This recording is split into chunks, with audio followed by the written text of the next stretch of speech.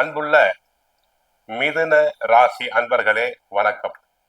மிதுன ராசியினருக்கு சுக்கிர பயிற்சி பலன்களை நாம் பார்க்க போகிறோம். நவம்பர் 3ஆம் தேதி சுக்கிர பகவான் தங்களுடைய இதுவரை அவர் கன்னி ராசியில் இருந்து பலவிதமான தொல்லைகளை கொடுத்து கொண்டிருந்தார். 4ஆம் இடத்தில் இருந்து தொந்தரவுகளை கொடுத்து கொண்டிருந்தார். தற்சமயம் 5ஆம் இடத்துக்கு செல்கிறார். அவர் முறைப்படி மிதுன ராசினருக்கு 5ஆம் இடத்திற்கும் 12ஆம் இடமாகிய விரயஸ்தானத்திற்கும் உரியவர்.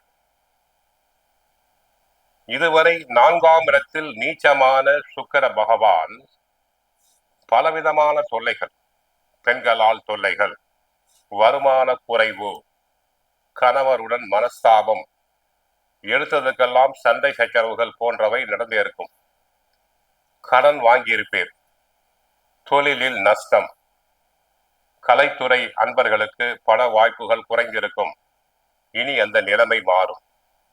பெண்களுக்கு மனதிற்கு பிடித்த வரன் அமையும்.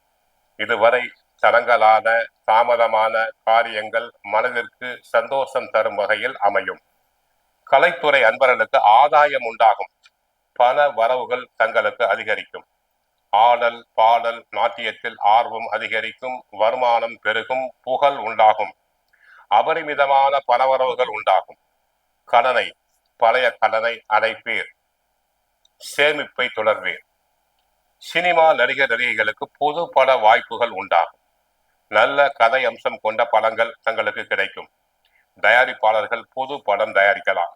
கணவன் மனைவி இடையே கருத்து வேறுபாடுகள் குறையும்.